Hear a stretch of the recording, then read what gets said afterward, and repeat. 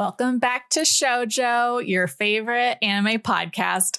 Hopefully, totally mine. But we've got me, Sarah, introducing Joe to Shoujo anime. I'm your guys' guide and the veteran viewer of Shoujo anime, and Joe is a newcomer to the genre, not having been the targeted demographic at the time that a lot of these came out. But here we are introducing him and hence showing Joe Shoujo. What's up, Joe? Not much. How's it going for you? Good. Let's see. What have I feel like I feel like I've been more work mode this week. Try to think of anything I've done in my free time. I beat Star Wars Outlaws. And okay. How was that? So it was fine. I don't know if you get this way, but like when I start a game, I'm in the midst of it and I know there's a lot more game to come. I'm like a lot more like high opinion of it. And then once I know it's coming to an end and I'm like, okay, this is the entirety of the experience, then it's like my perception of it changes a little. Like that definitely happened with Dragon Age Veilguard, but like where it's like okay, now I know this is all the game has to offer versus earlier in the game, it's like, oh, it could get better, or I'm imagining what's going to happen. And then when it doesn't meet those expectations, then it's like, oh, okay, it was good, but not, could have been better kind of thing. Okay. So nothing blew you away. Well, like, right, there's the faction management elements, which in the end don't really amount to much. Like they don't really have an impact at all. And I didn't watch the marketing for this game, but I'm assuming they were like really hyping up that aspect probably. And so people who were like more tuned in with what the game was going to be probably had more disappointment. Mm-hmm. But I enjoyed it. It wasn't like overwhelming open world stuff, which is better for me. Let's see, watching some more Insecure, which I think I've mentioned in the past, but it's like an HBO show with Issa Rae, kind of depicting like, I think just, being an adult woman or Black woman in LA and kind of managing relationships and work and just life satisfaction and stuff like that. And she's pretty funny. I hadn't seen her in anything up to this point, so I've been enjoying that show. It kind of is like, it's almost like the doom scroll where you get stuck watching it and you just are like so entranced that I don't realize how much time has passed. Let's see. Doom scroll. I know you're calling it a doom scroll, but that assumes that like things are getting worse. You're like spiraling. Well, it just means you're like stuck in like you can't get out. You just get like entranced by the reels or whatever of a social media app. And it's just kind of the like where I'm just so zoned out watching it that I'm not paying attention to anything else really. Yeah. So it can like steal your time away if you get snared. I think I'm going to play Life is Strange Double Exposure, which I dropped once Dragon Age came out. So get back to that. I tried to watch the Haikyuu movie because that's like, they didn't make another season, but they made like a movie to end the story. But like the art style is different. It's like not, it like, I was like, I can't do that. Well, it like doesn't look. I'm going to look it up. Like I can tell the characters are the same, I can tell who's who, but like the art style is very different. And I don't think it's in a better way. Like maybe it's smoother or something, but I like the style of the show more than what they did with the movie. It's like, is it called, freaking me out. I'm sorry. Is it called Haikyuu the Dumpster Battle? Yeah. Okay. It just, I don't like it. It's distinctly different and I don't like it. I mean, it definitely looks different. I'm trying to like, everything looks a little too crisp, maybe. Yeah, it's, I don't know. Like I'm looking at screenshots. I prefer the lower budget, I guess. It's like there's more line work or something. Yeah, I'm so particular. I don't know, because I just binged basically all of the show, and then to jump to that, it's jarring.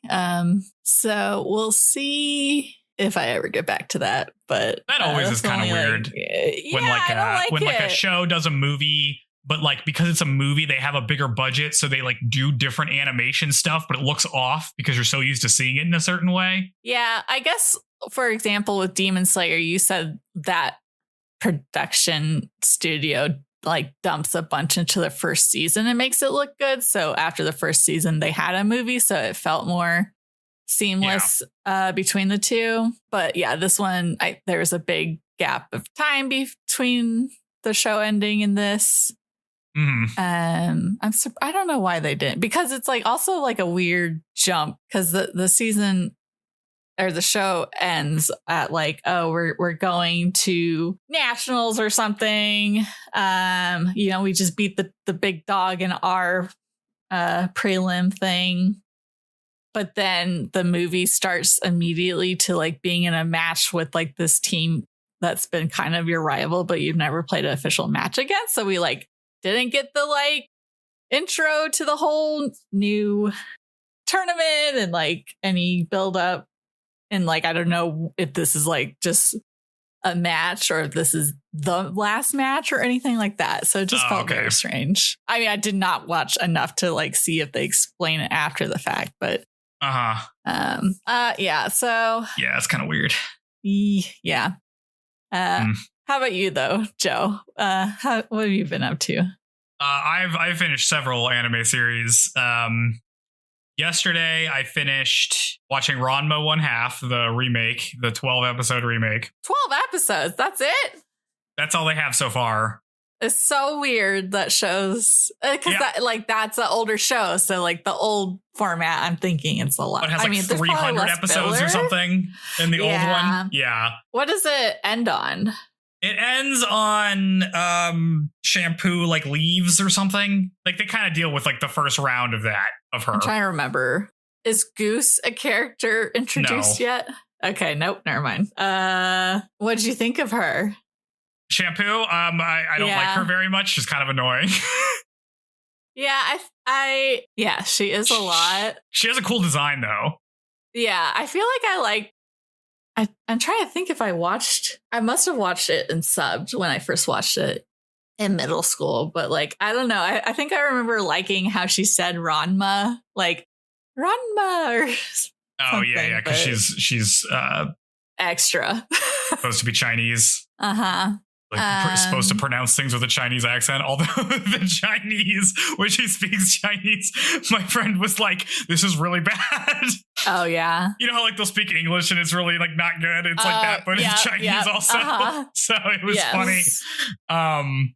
Yeah. I mean, I tended to like Ranma. I like the parts where it's just like you have to do different goofy fake combat sports, and I don't like the later skating? It went on. Yeah, like you do like an ice skate or you do like a floor gymnastics fight. Turn it into some kind of martial art. Yeah. Yeah, that part is pretty goofy. I do like that part.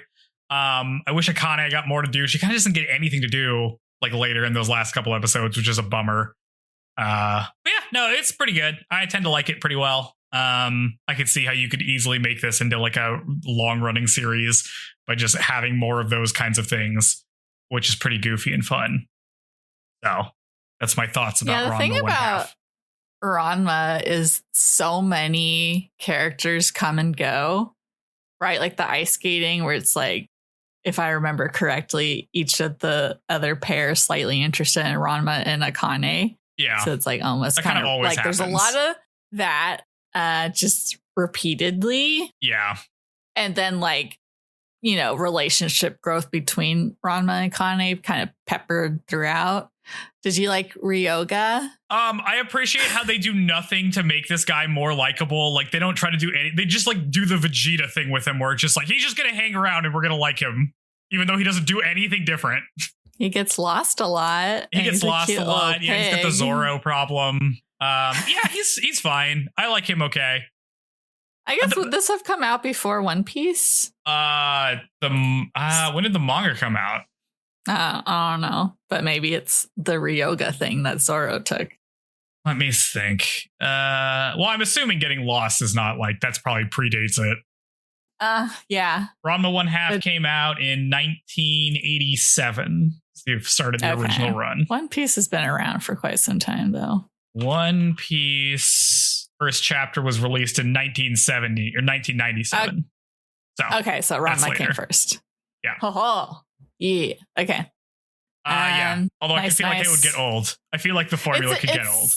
Crazy how much one encounters hot and cold water, don't you think? Like, oh yeah, that part's goofy. Oh yeah, I guess if you don't know what Ranma 1/2 is, the premise is that there's a guy who's like who's like a mixed martial artist guy, just like doing whatever, and he is supposed to get engaged to this girl Akane to like save her dojo somehow. It's like kind of hand waved away why that needs to happen. I don't really remember. I feel like it's basically just like they have like an arranged dad and Akane's dad are like bros, and so they're like, let's just like maintain the bro-ness by promising our kids are going to get married before they're even born, maybe just so we still have a reason to meet up, even if one of us has a dojo and the other's just randomly training in places. Anyway,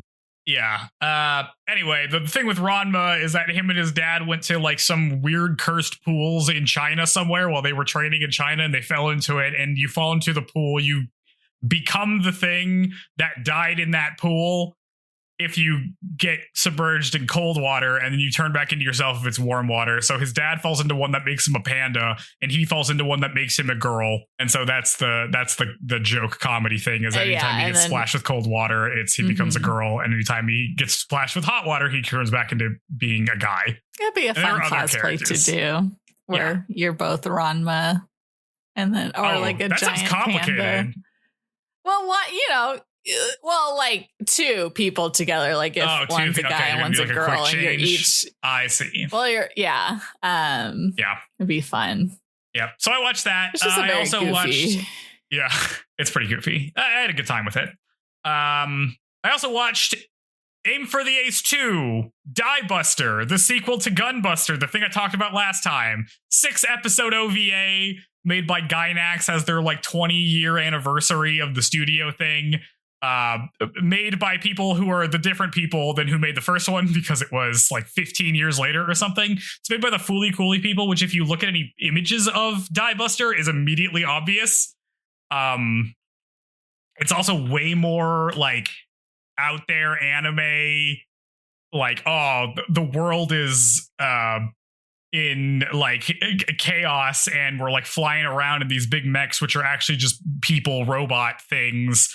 And like stuff is just kind of not making, like, you know, Gunbuster is much more of like a sci-fi thing where like people are riding around in ships that like make logical sense. You know what I mean? Like, this is the mech you're in. It moves like this because you pull the arms and stuff like that. And, you know, you're traveling in space. So space travel, if you travel really fast, it dilutes time and space and all that other stuff. It's like really about that stuff in a much more sci-fi way. Die Buster is way more anime, just being like, oh yeah, you're in a big mech and you can shoot a beam that like freezes the air in space to negative 9,000 degrees or something. Like, it's really goofy. I don't like it as much. I don't feel like thematically it really pulls off the same thing that Gunbuster does. I think Gunbuster is like better thought out and looks better. It's also way hornier because it came later on. This is like an early 2000s show.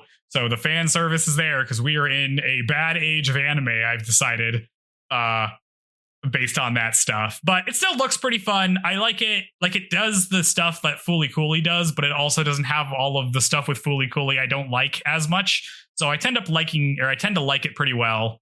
So there's like cool scenes. It's also like, it feels a lot like Gurren Lagann, if you've ever watched that. In terms of like that one. Yeah, like it's doing a lot of that. Like, people are striking these big poses. They're just like saying how you should believe in yourself while like things explode. You know what I mean? Like, it's very much that's what's going on. Which, you know, I tend to like. This came out in 2004 to 2006. When did Gurren Lagann? Gurren Lagann came out after that in 2007. So this, I feel like this inspired some of that stuff, maybe. Anyway, 6 episodes, easy to watch. Mm-hmm. Like, when I think of fan service in anime, it's always like the pervy stuff. But is there like other methods of fan service that would... I'm trying to think of fan service in other mediums that I'm into. So I usually think of like horny stuff as fans. Like when I talk about anime fan service specifically, because they do a lot of that stuff, you know, like really male gazy camera shots, just like pointless nudity, that kind of thing. But there's also fan service that it's like, oh, here's the thing from Gunbuster 1. Isn't that cool? And it's like, not really. So like anything that just like appeals to fans in a shallow way, I also consider fan service. The new Star Wars movies do this a lot, right? When they're like, oh, here, like Lando Calrissian's here for no reason. Fan service. Like that's the other kind of fan service. So mostly like no one who does fan service is for a very specific person who, because I feel like fan service never really like makes things better. I feel like it's derogatory as a term, right? Like you wouldn't, if something was good, you wouldn't call it fan service, right? Yeah. You would just think this is a cool thing that targeting happens. Maybe it's just like, I don't know, why target those people versus other people? But I guess, I don't know, maybe they just sell a lot of body pillows and like, I mean, that's exactly why they put the horny stuff in there, is because like this is who they sell to, and you know, men will buy stuff if there's naked girls in it, basically. Like that's the calculus. It's very not complicated. This is not a complicated thought process. Yeah. I don't even know if that's true. Like that's the assumption. I don't know if that actually pans out all that much, to be perfectly honest with you. But that is the, you know, I can figure the executive saying that. That's kind of like what was with Game of Thrones, though, right? Same thing happened there, where it's like you have to put a certain amount of violence and nudity in there. Like each season, that was like mandated by the people above, so they did that. Yeah, I guess how stuff gets made. Yeah, something I just remembered to mention that we'll look forward to in the future is that me and Jenny, friend of the pod, who was on for a couple episodes of Kimi ni Todoke coverage, are going to see Sailor Moon live. Oh, I guess like a musical or a play or something. Is it the 2.5D musical? I don't know. But I'm like, I've watched like the first season of Sailor Moon, just the normal one. So it'll be interesting. Yeah, I'm sure it'll be fun. I'll definitely wear my shoujo shirt. Nice. Get the word out to the Barry people. Yep. But yeah, so look, me and Jenny hanging out. Look at me. Yeah, no, it's good. Friends to do stuff with. Also, I'm not done. I watched one more anime. Sorry. That I finished. I'm just letting you know. I finished Mobile Suit Gundam The 08 The Mess Team, a 12-episode OVA from 1996 to 1999 about what if we put Gundams in a Vietnam War setting, and it wasn't that good. The answer is that it's not that good. Sounds crazy. So far, the Gundam OVAs really follow this thing where it's like, it looks great. Like you want to see the mechs do some mech stuff. There's like an incredible mech fight in this one with a goof. There's a mech called a goof, and it's really fucking cool. And it's incredible. And so the action and like the aesthetics are really good. And like you want to see like how like, oh man, sand is getting caught in the gears of this mech and it's like slowing us down, like all that kind of stuff. You know, cool stuff like that. But when it comes to like characters or stakes or, you know, relationships, the OVAs don't do a very good job, with exception of War in the Pocket. And I feel like the answer is War in the Pocket is 6 episodes, and 08 The Mess Team and like Stardust Memory are like 12, and that's too many episodes. Yeah, like what is the longest OVA ever, and why not just make it into like, well, because I guess with OVA, then it's like disclaimer, it's not a full show, so if it sucks, it's fine. Or OVA is just like a different, they don't air it on TV, you just buy it. Like so long for 12 episodes is crazy. 12 episodes is like it's like kind of a weird length for an OVA. I feel like normally they're pretty short. Like normally they're like 6 or like 8 or something, or like 4, right? 12's kind of long, but I guess you could do that for certain franchises. I mean, Gundam's huge at this point, so I guess you could do that. Yeah. That being said, 12. it's like, I think 12 episodes is actually a bad length for a show, I've decided. Well, and that's the new format. So I wonder what happened to make, because it used to be 26 was the number, and now it's cut in half. Is that like a airing thing in Japan? Like they wanted to reduce or free up the airway? I don't. Yeah, I just assume it's some corporate bullshit, like in how Netflix doesn't renew things because if you renew something, you have to renegotiate your union contracts and you have to pay people more and stuff like that. So they just cancel everything after like 1 or 2 seasons. You know what I mean? Like, I think it's probably just some bullshit like that because that's just kind of the world we live in now. But that being said, I think 12 episodes is bad because it's not enough to do any of it's too long to do something really tight, right? Like 6 episodes is about the length of a movie, so that's probably like 2 hours. And in 2 hours, you kind of have an idea of what kind of story you can tell. And also, if you have 26 episodes or 50 episodes, you can do totally different things, right? And you can have a couple bad episodes in there, but it's fine because there's so much other stuff. You have so much time to play with other things that there's normally some stuff in there. 12 episodes is I watch these OVAs and it feels like 4 or 5 of the episodes are just kind of filling time. And then they're just kind of rushing to do the story at the beginning of the end. It's slightly too long.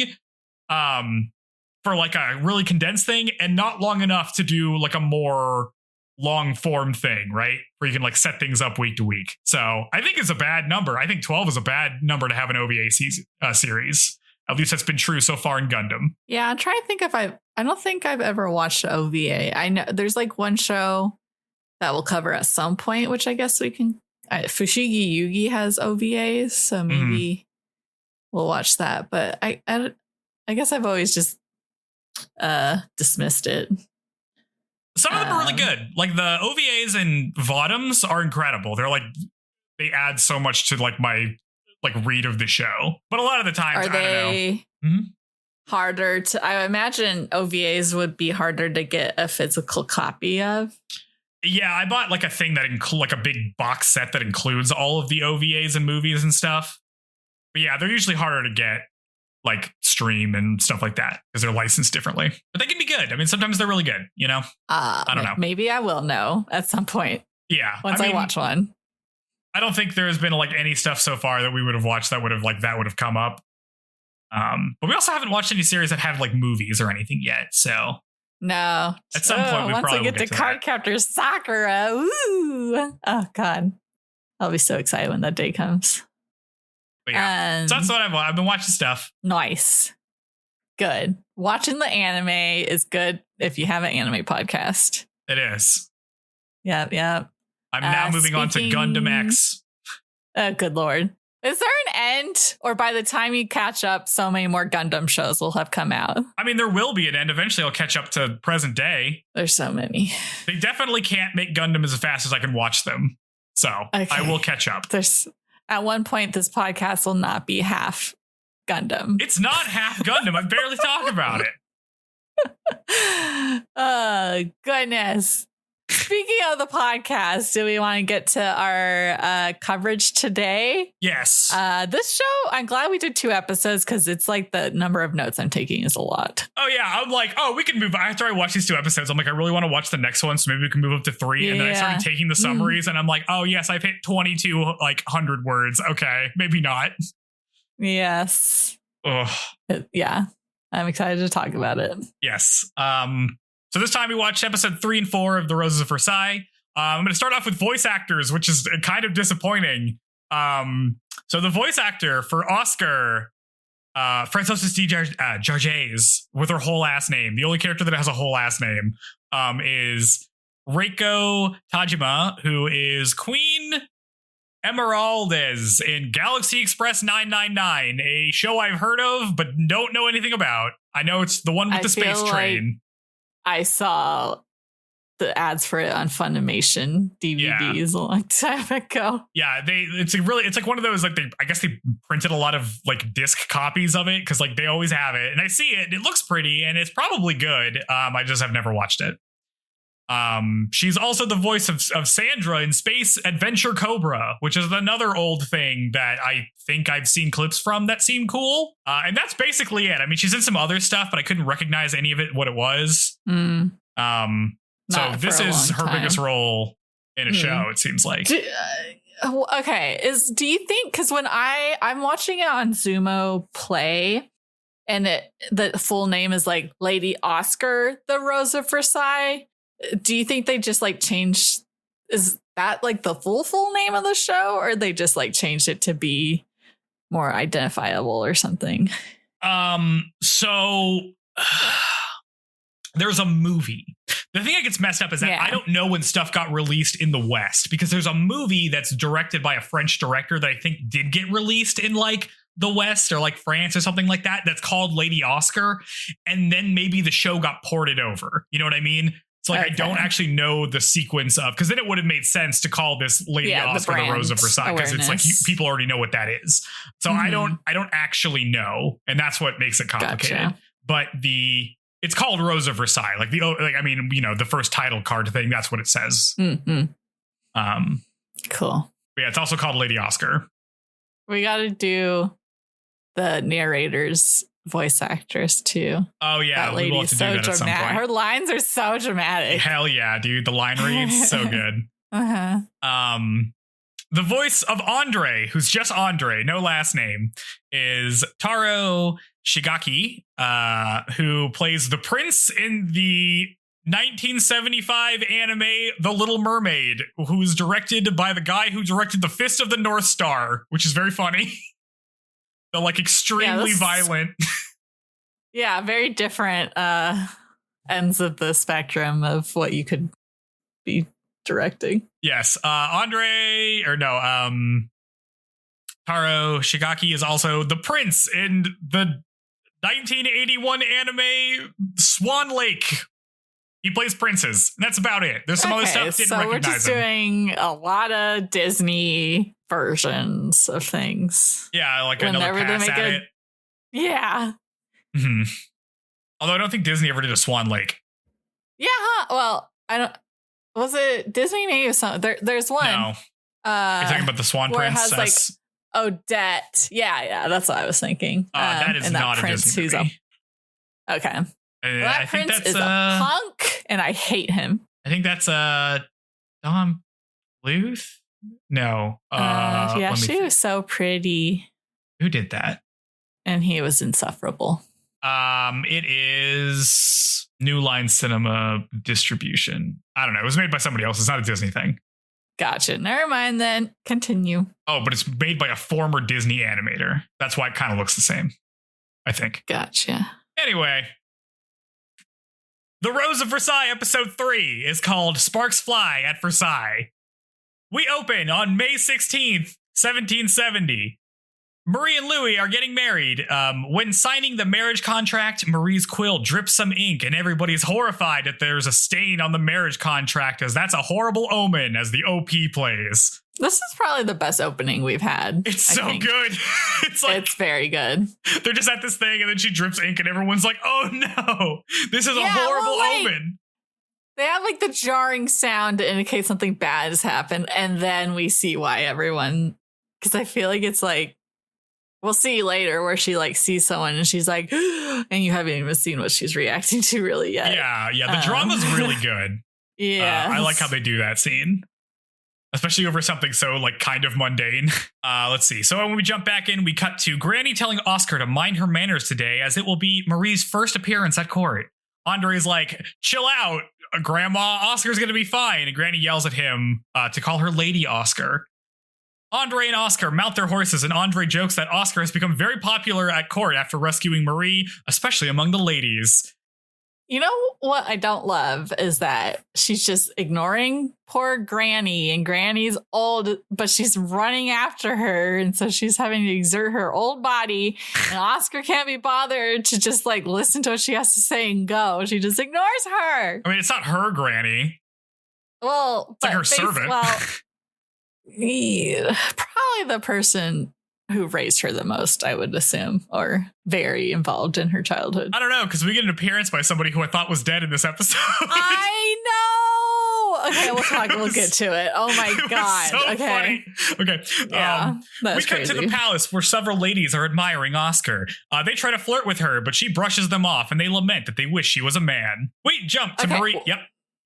I was going to say, once I saw that, I was Googling what was at the time of the French Revolution, the mindset of sexuality in France at the time, and it seems like they're a lot more open-minded than other places at the time. Because I was French, I feel like, yeah, because they seem all very much more open with voicing attraction to same sex and stuff that would have been blasphemy somewhere else. No, it's they're definitely getting at it. We jump to Marie Antoinette. She learns that since she's married to the crown prince and that the current queen is dead, she's now the highest ranking lady at court. As such, it's custom that she must greet all of the women before they can speak to her. Marie is amazed that she's top dog now. I'm very confused by what it is she wants. Or, because she seems so, La La Land at some points, but then she's like, oh man, I'm the best. This is awesome. Everybody bow down to me. Mm-hmm. I guess maybe just growing up royal, you just I think she's like, oh, I am the top dog at court, which is crazy because before it would have been her mom who's the empress and then all of her sisters, so she's probably pretty low down before.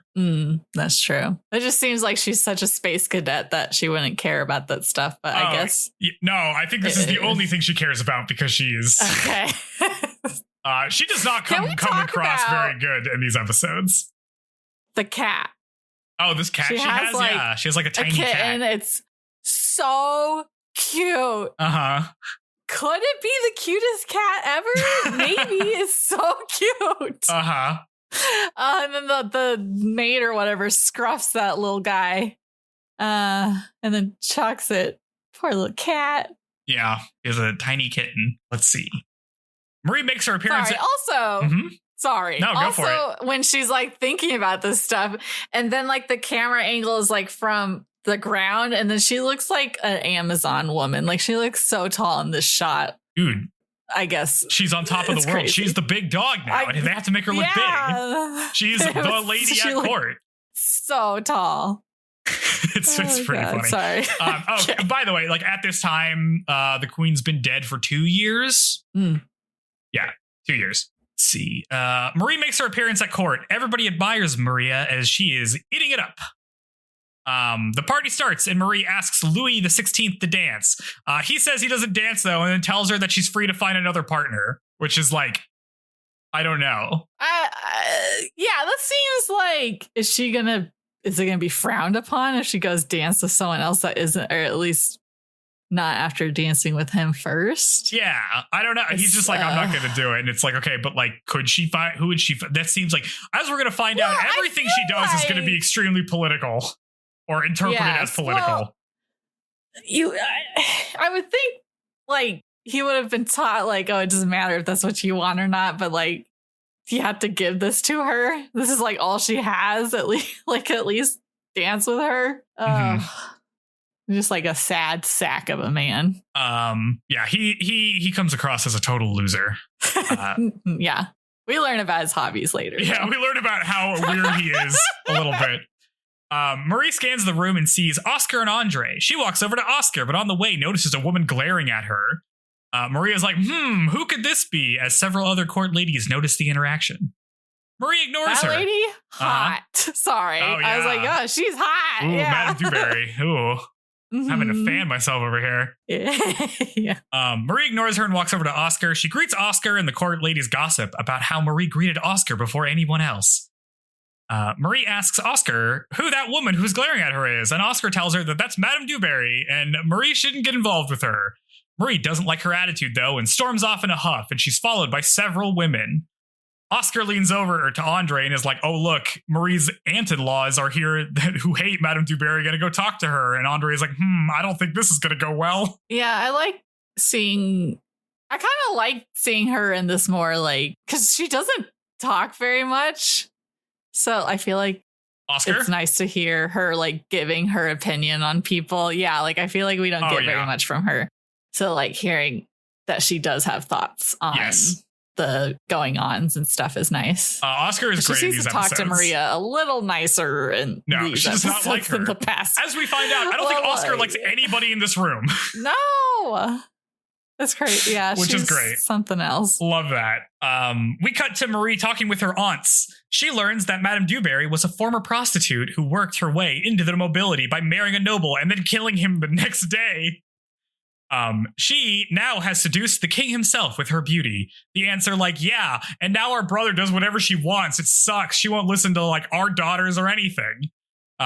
Marie, you should teach her a lesson by not acknowledging her at court. I like there's a line where she's like, what is a whore? Yeah. Like, oh God. Yeah, she's like, what does that mean? And they're like, she like I was like, what a line for a shoujo, yeah. Yeah, it's good. Yeah. Maria scheming aunties. Scandalized. Yeah, you can definitely tell that they just like don't like her, and that's why they're doing this. They don't really care that like the thing that's funny about this just is that puppet. Nobody really cares that she was like a countess or whatever the hell, like a former prostitute, like an escort basically. They just don't like her. Yeah, she's not very likable, but I can see why the emperor was into it. Let's see. We see Madame Du Barry angrily knocking over some fruit. This is the first of many things she'll be knocking over in these next two episodes. Yeah, a lot of temper tantrums. Yeah, she's pissed that brat Marie wouldn't acknowledge her at court and smashes a mirror. King Louis walks in and is like, hey, good party, right? And Du Barry complains about Marie, but King Louis is like, it's been one day, all right? She probably just didn't know who you were, whatever. Du Barry commands her ladies in waiting to bring her every single one of Paris's top designers, and they're like, every single one? And she's like, yes, every single one, because she's going to look so dazzling at court that Marie can't ignore her. It's the next day, and Du Barry is wearing an enormous dress, and all the other ladies are impressed. It's like ridiculous. This doesn't look that different than what anyone else is wearing. No, but it's got more like lace. It's got more like frills. The color scheme. Yeah, the color scheme's pretty good. Yeah. It's just like really big and gaudy. All the other ladies are like, oh, it's so pretty, but Marie isn't there yet. Du Barry instead notices Oscar walking around. The ladies comment that Oscar is so dashing, but so cold and never talks to them. Oscar walks up to the now arrived Maria, and Maria is like, or asks her why she doesn't talk to anybody or dance. Like she didn't dance at the party at all. Then Maria invites Oscar to come to her salon later with her. And Oscar tells her that she's a military officer and her job isn't to converse, it's to protect the royal family of France. And then she walks off.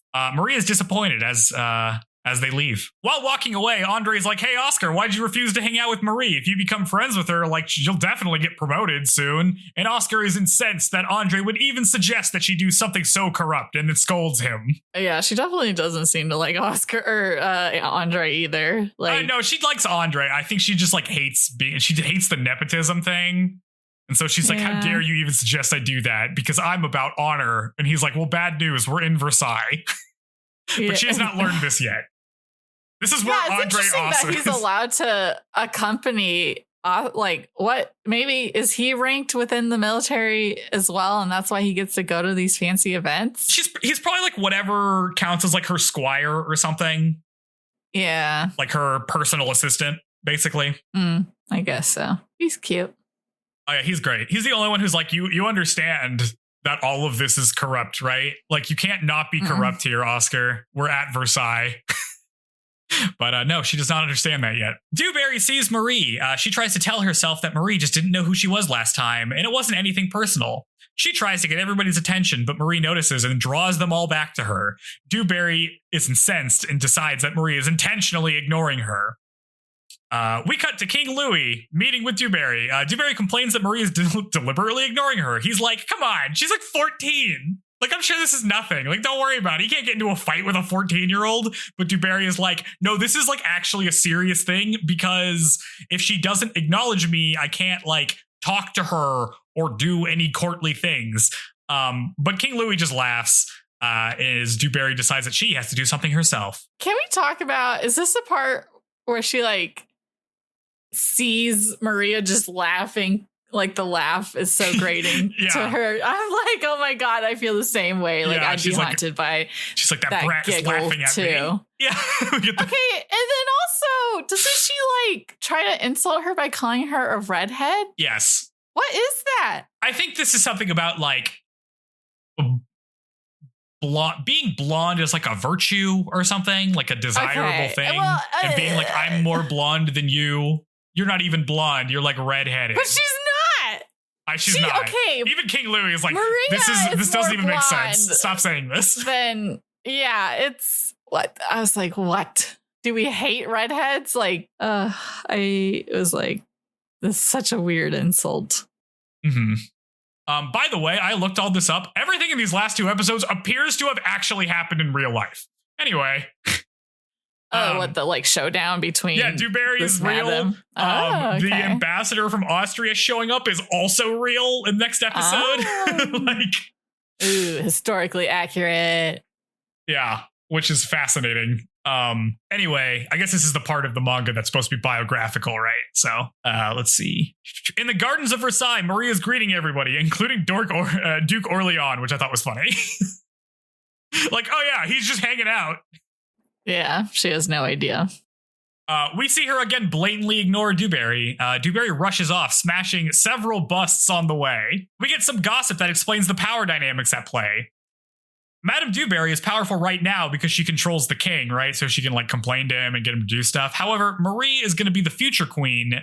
So everybody has to pick a side and hedge their bets. Like, are you going to ally with the powerful person right now or the person that's going to be powerful in a couple of years? And everybody also wonders which side Oscar is going to take. We got to Oscar and Andre. Oscar is like, seems like all these nobles are freaking out over this. And Andre is like, yeah, it seems like it's a big deal. Whose side are you going to pick, Oscar? And Oscar tells him that she's just going to sit back and watch the fireworks. She's like, I'm just going to watch this all play out. We cut back to Du Barry, who has destroyed another room.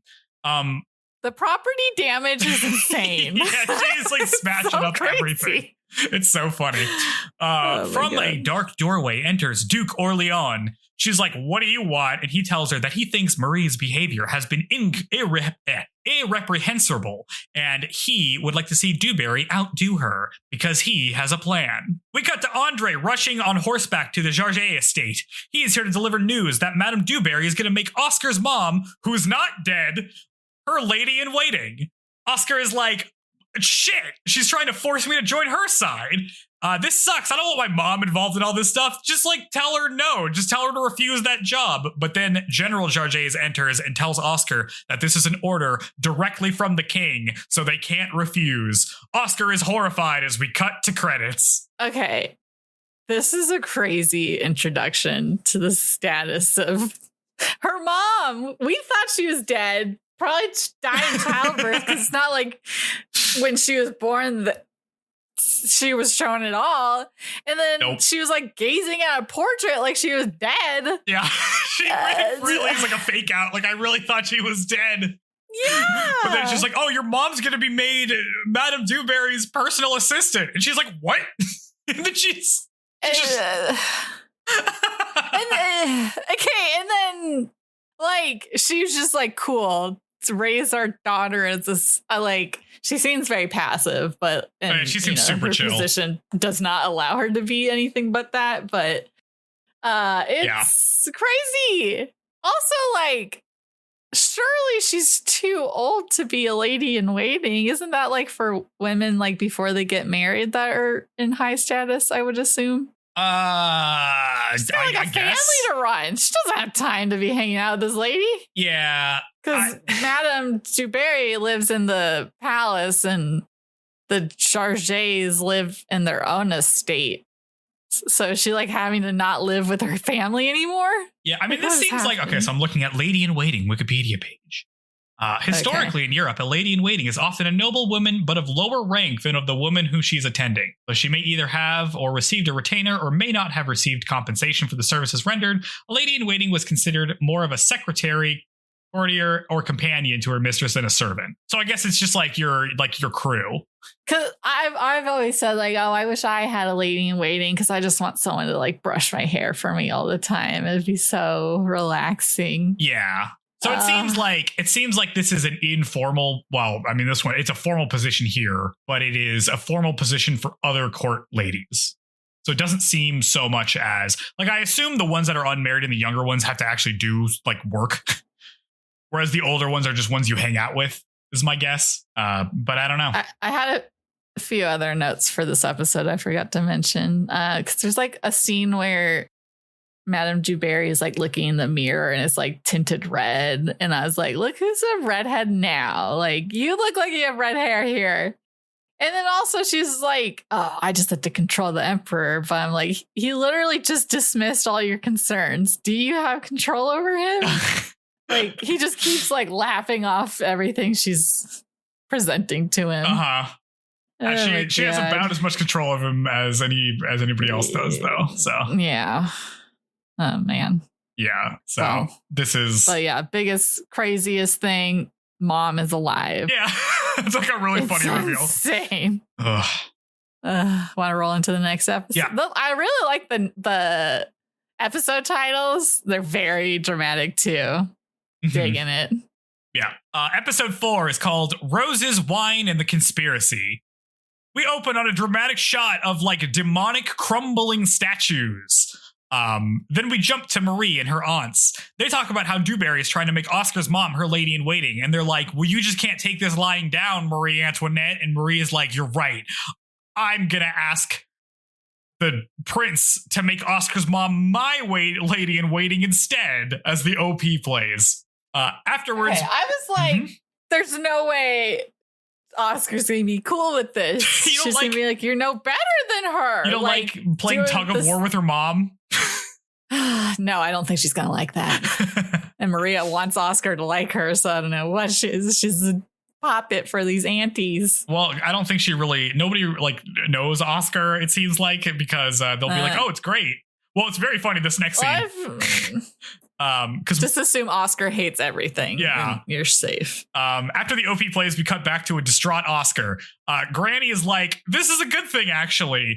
Like, your mom got a request from both Du Barry and Marie, and she gets to pick. Like, your mom's getting a huge promotion no matter what. And Oscar is like, yeah, but this isn't about my mom. This is about making me pick a side. Andre tells her that she was gonna have to pick a side eventually anyway, so she might as well do it now. But Oscar doesn't want to hear it. Her mom, who we see for the first time, who is not even blonde. I mean, I guess she's older now, so maybe she could have been blonde. But like, Lady Oscar is so blonde, and her mom is not. Her portrait that she gazed at was blonde. Yeah, maybe she's just older, and so it like faded. Well, normally it's like either when you're a child, your hair's super blonde and it fades by the time you're like 12, or it just stays blonde forever. And I feel like that portrait, she was much older. So I mean, this could not be her biological mom, right? Like maybe her mom did die and this is like a second mom or something. Well, I'm assuming we won't learn about that. Yeah, we may not. For a long time matter. Then. That's my guess. My guess is that this isn't her biological mom. That's my guess. Yeah. But yeah, we see her mom and her mom's like, listen, I'll go along with whoever you pick, dear. It's all the same to me, because she's just like so chill about this. Oscar is like, no, I'm not going to pick a side. And then she storms off and her parents are like, we're just going to let her cool her head. We cut to the palace in Vienna in Austria. Empress Maria Theresa is like, I'm getting a bad feeling that my daughter might be screwing everything up in France. And she decides to send Count Mercy, a man with an enormous mustache, to France to advise her.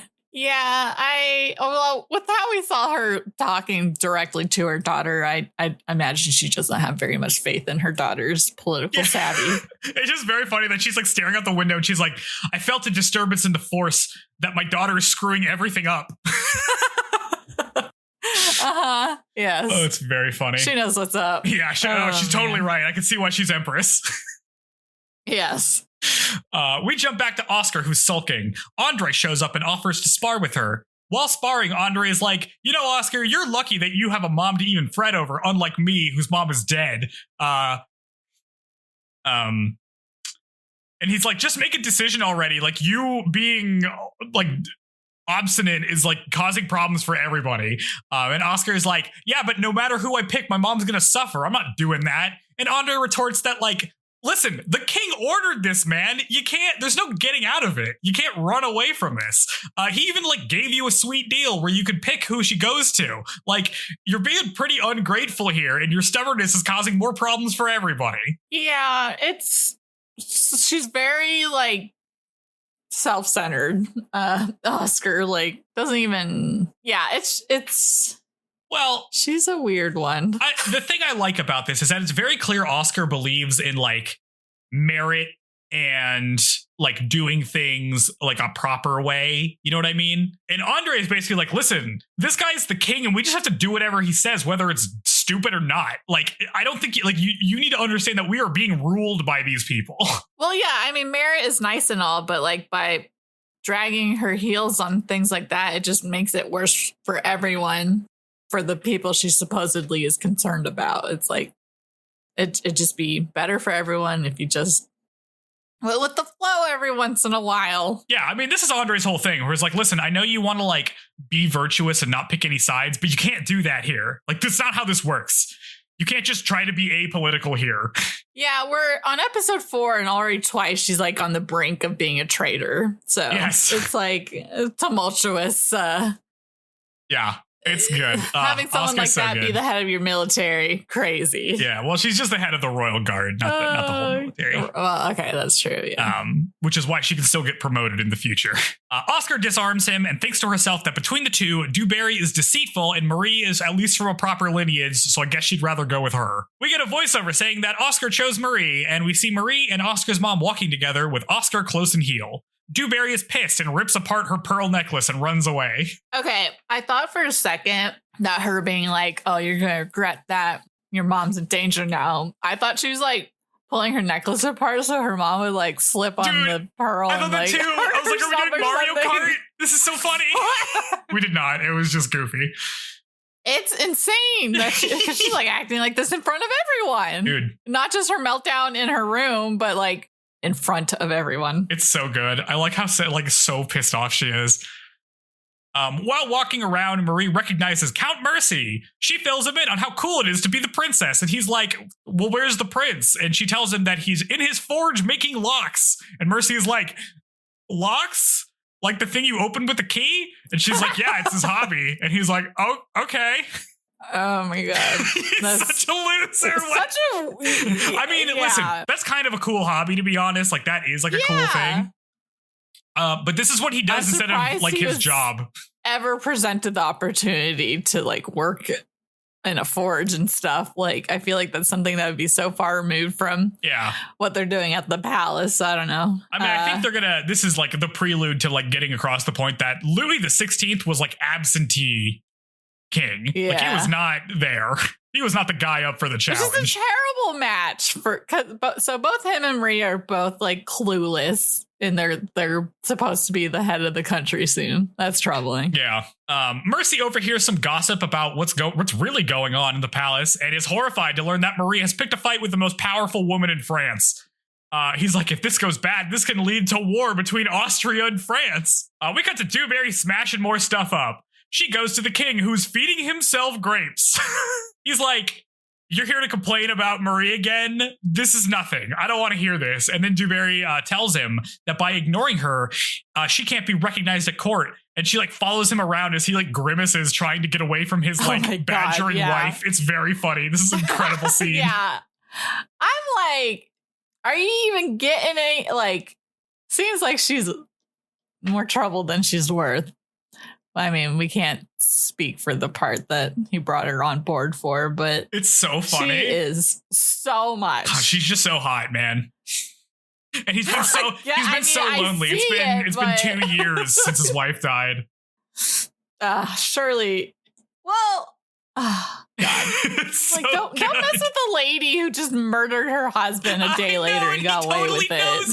She did that. Yeah. There's no way he doesn't know that. It's so funny. Yeah, so he's like trying to leave, but she tells him that by ignoring somebody in his inner circle, Marie is basically insulting the king himself. And King Louis is like, what? Insulting me? That's outrageous. And he sends a warning to Marie because he's an idiot. He's so easily manipulated. I totally see how Du Barry is like in charge of everything. Oh my God. Marie, the aunts, and Mercy all receive the warning. The aunts are like, oh, you've got to stand your ground, Marie. While Mercy is like, dear God, this petty rivalry is going to lead to war. We cut to Empress. So these aunts are... They are... actually her sister-in-laws? They're King Louis. Is that right? They're King Louis' sisters. Okay. Yeah, I guess they never talked to him, and this is like their only outlet to get at him. It's bizarre how I wonder what they behaved like when his wife was still around. Yeah, because they don't hold a lot of sway necessarily, right? Yeah. They all like I'm like, are they triplet? They all look the same. Yeah. I'm like, are any of them married? Like, what's happening? Mm-hmm. I'm sure they are. It's kind of surprising that they're all here though, because you think they get married somewhere else and have to go there. Yeah, for like alliances with other countries. Yeah, maybe they got married to like other nobles in France or something. Maybe there's even more sisters. Yeah, there was probably a lot. Their father was cursed with daughters, just like Oscar's was. That does tend to happen with royalty, I've noticed, which is very funny. Yeah. Okay. Apparently, I feel like when I was researching stuff that like there were two others. No, I'm thinking of something else. What am I thinking of? That like maybe some sons passed in infancy or something. So there were sons, they just didn't make. Yes. Yeah, that also happens a lot. Kids, like, the mortality rate for children was pretty high. Mm-hmm. Because, they didn't have any kind of. We're stronger. Superior. That's because they didn't go outside. That's if true. You don't go outside, you can't get smallpox. Yeah. Let's I guess see. That's true. We cut to Empress Maria Theresa getting a report from Mercy. Maria remembers that she was very clear when she taught her daughter about the indecency of prostitution, and she can't backtrack on that now, or Maria might think she's like a hypocrite and not listen to her. But also, this is like a really serious political matter, and she needs Maria to back down. So she orders Prime Minister Countess, I'm going to say Countess, to write the letter instead. She figures that if the letter comes from the Prime Minister, then Maria probably will listen to it, right? There's no way she would just totally ignore it. I guess she'll just ignore her queen, but this dude somehow has more sway over her. Yeah. We jump back to Versailles, where Mercy is reading Marie the letter from Countess. Maria's like, yeah, I understand. God, the Prime Minister is such a grouchy old man. Why do I have to listen to this guy? How did he even know any of this stuff was happening? Because she's an idiot. How did they know? Mercy, how did they know this was happening? No. This guy from your country shows up, and now people in your country somehow know these things are happening. She's such an idiot. It's the next day, and everybody is gossiping about the king's warning. They think that this is it. No, there's no way Marie will deny the warning, and she's going to acknowledge Du Barry today. Du Barry thinks to herself that she was a commoner that rose through the ranks, so there's no way she's going to lose to some brat. She knows how to win political fights, and the riches of France will be hers, she also declares. Marie thinks to herself that if she addressed Du Barry, then she's acknowledging prostitutes and mistresses at court, and her morals cannot allow that. Marie and Du Barry meet face to face, and Du Barry waits for Marie to acknowledge her. But after a few moments, it becomes clear that Marie is not going to do that. She just stares at her. Everybody is horrified, and in a rage, Du Barry snaps her fan in half and runs off. Du Barry rushes into a room and tears some bed sheets. From the shadowy doorway, the Duke Orleans appears again, and he tells her to calm down. He's brought a gift, some wine, and she's like, what is this normal-ass wine you have? And he says, yes, it is normal-ass wine. However, it is laced with a deadly, undetectable poison. Surely somebody of Madame Du Barry's caliber could find some use for it. We cut to Oscar's mom reading a book. She gets a visit from another lady in waiting who tells her that Marie has ordered her to bring her some wine to Madame Du Barry's quarters for her and Madame Du Barry. And Oscar's mom is like, well, that makes no sense. This is incredibly suspicious. But the woman tells her that it's an order from the king, so she has to do it. God. She needs to rat this maid out after the fact. This plan is so funny because it's so obvious to everybody, but they just have to do it anyway. Her mom is just like, well, that is like, doesn't make any sense. Oscar's mom brings the wine to Du Barry. Her mom is like, oh, where's Marie Antoinette? We brought glasses for both of you. And Du Barry very dramatically and like way overacting tells her that Marie has left. We cut to Andre rushing over to Oscar to tell her that her mother has gone to Du Barry's apartment to bring her wine, and Oscar is like, well, this is obviously a trap, and rushes off. Back in Du Barry's apartment, she's like, well, we shouldn't let this second glass of wine go to waste, and tells another one of her ladies that she can have it. The girl is excited and takes the glass. She takes a swig and dies immediately. Du Barry is like, poison! You've poisoned this glass! Why have you tried to poison me, Lady Jarges? Goodness. It's ridiculous. The acting is phenomenal. Yeah. Just then, Lady Oscar bursts into the room and sees the dead woman. Oscar's like, are you serious? You killed your own servant for this obvious setup? And Du Barry's like, I don't know what you're talking about. And Oscar says that this is the most obvious trap. You've clearly poisoned this to yourself to like set my mother up. She throws the glass through the window, and then she draws her sword and points it at Du Barry, saying that everyone here is just going to forget what happened, and as long as she's here, Du Barry is not going to lay a finger on her mother or Marie Antoinette. Man. Du Barry, see, she's like forcing Oscar's hand to be against her. If she just chilled the hell out, it wouldn't be this bad. Du Barry collapses defeated while Oscar and her mom leave as we cut to credits. This is so funny. Oscar is like, listen, you might have the king's ear, but I have a sword right now. Yeah. I mean, yeah. I'm trying to think. I mean, it seems like he doesn't care that much about Madame Du Barry. I feel like if she just killed her, like it'd be like, oh, she did this thing. No, I feel like he cares. I feel like so many people would be fine to like dismiss it.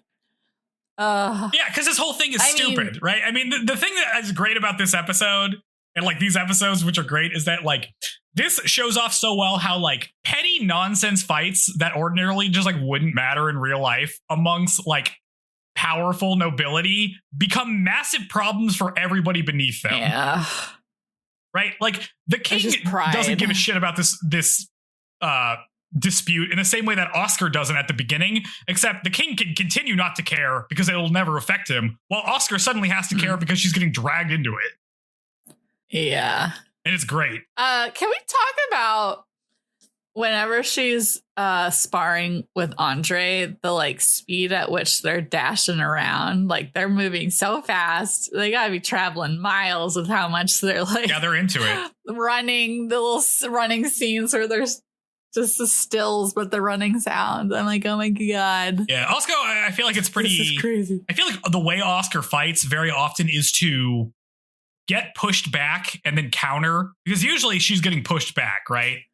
But it seems like she's doing that on purpose. That seems like a good strategy. Yeah, because that's what the dude would assume that would happen if they were fighting anyway. So just use that to her advantage. Yeah, so I just noticed that that's the way she fights, which is interesting. Yeah. I like these episodes a lot. Yeah, it was very...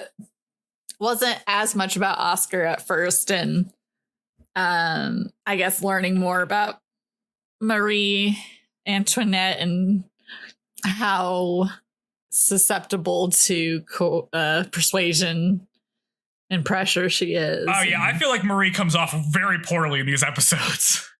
Yeah, and Madame Du Barry just like unhinged. Like anything you say to her is going to result in like damage to something. I mean, the thing is that like, yeah, she's like Madame Du Barry's unhinged, where she's constantly breaking shit all the time, right? But on the other hand, like not being acknowledged at court is a big deal for her. Like this isn't like I'm saying this whole thing is petty, but there are actual stakes for her not being acknowledged at court, right? And that's the thing she tries to tell King Louis about, and he just ignores basically because he's like, yeah, whatever.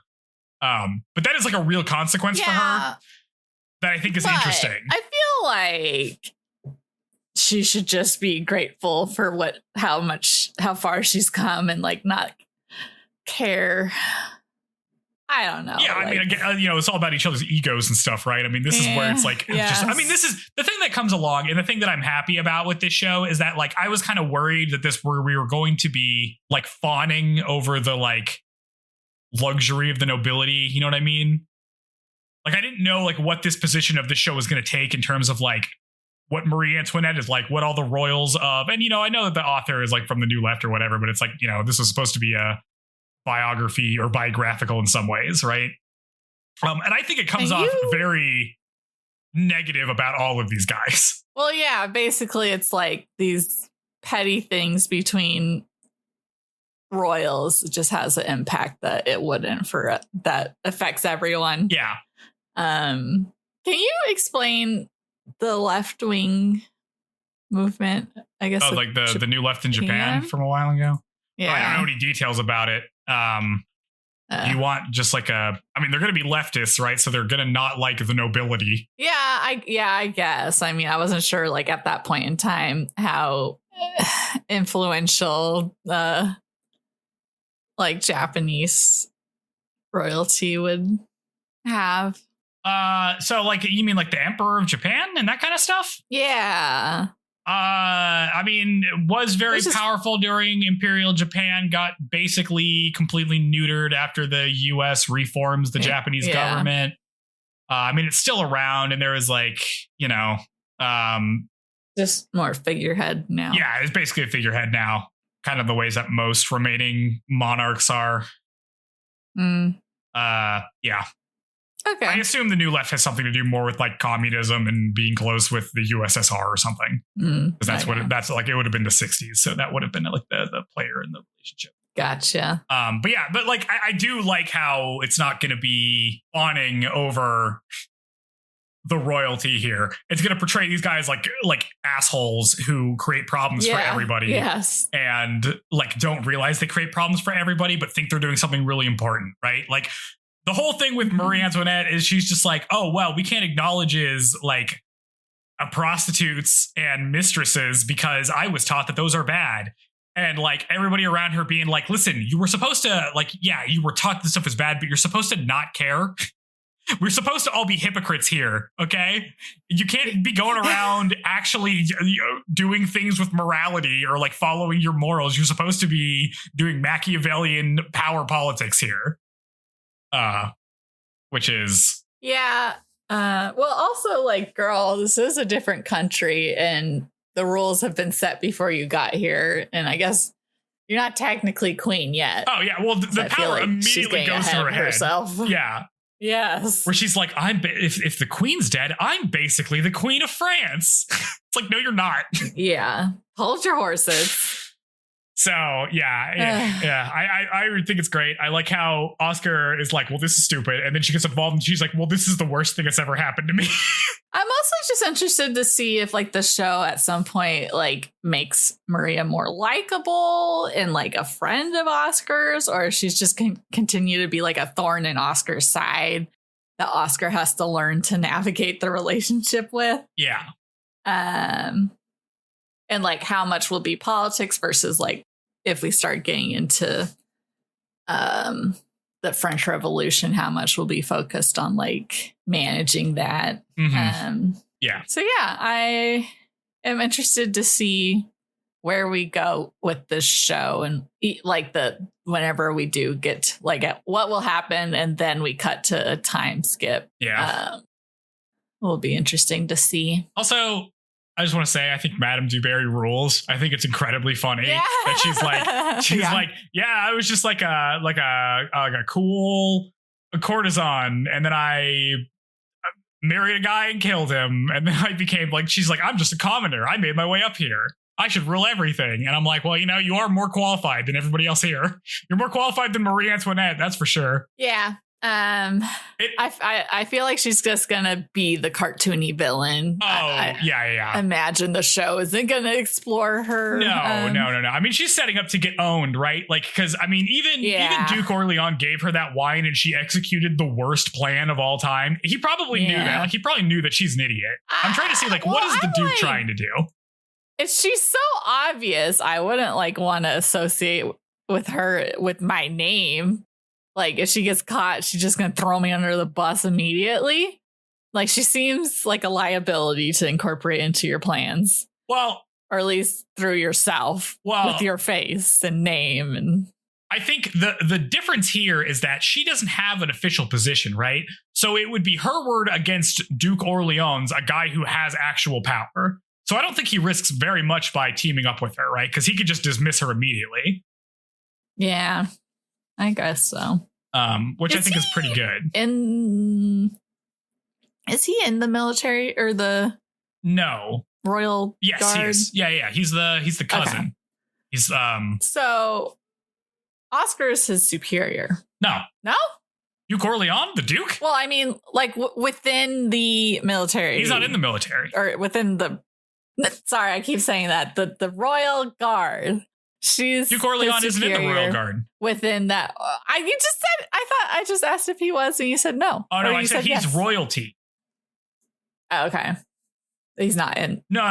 Okay. He's the Duke of a place. He's like, that's his job. The Emperor, the King, and like his son, they don't carry weapons on them, do they? No. Okay, because like Duke Orleans just immediately like killed that person disguised as Marie.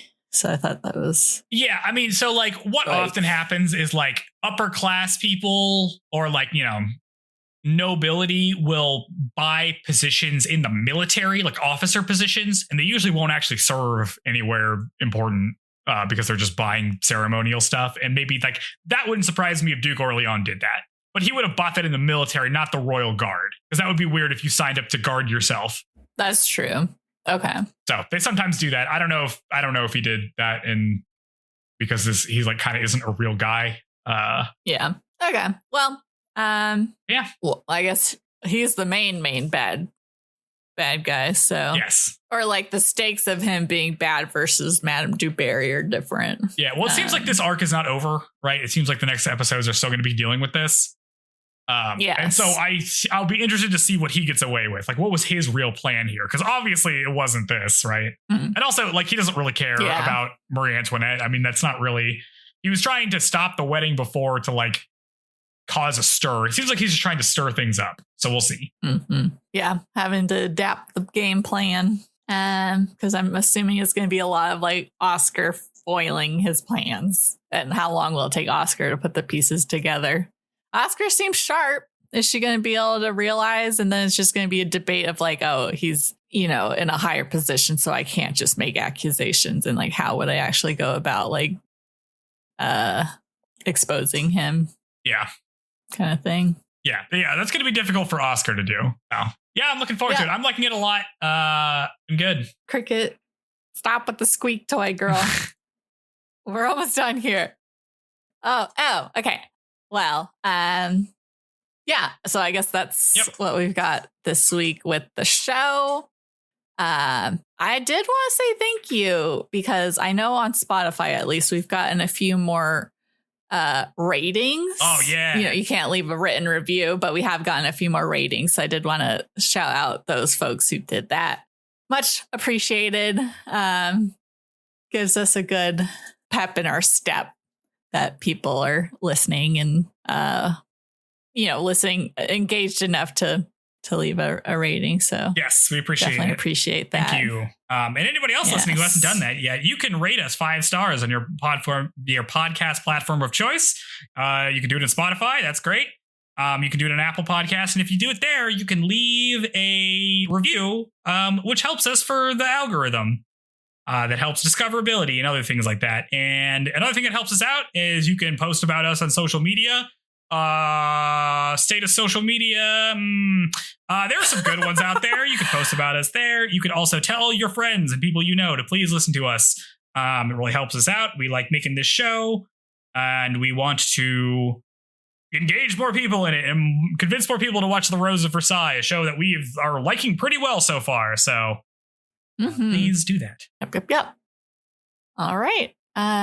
Let's see. What have we learned? What have we learned? Don't put fragile objects in the room of a temperamental person. Don't have anything. What did we learn here? They'll just get destroyed by others. You should go to Versailles. No, I don't know. Who learned something? I mean, Marie should have learned. I don't think she learned anything. I don't think anybody learned anything in this episode. Freaking dumbass. Let's see. If you're gonna execute a plot, you know what? No, you go. If you're gonna try to set up somebody poisoning you, maybe like think about your setup a little bit more and not make it so obvious that this is what's gonna happen. And also don't involve as many people. if everyone already talks about you having poisoned someone in the past, maybe change it up. Yeah, I know like poison's a woman's weapon, blah blah blah, but like, you know, it's too easy.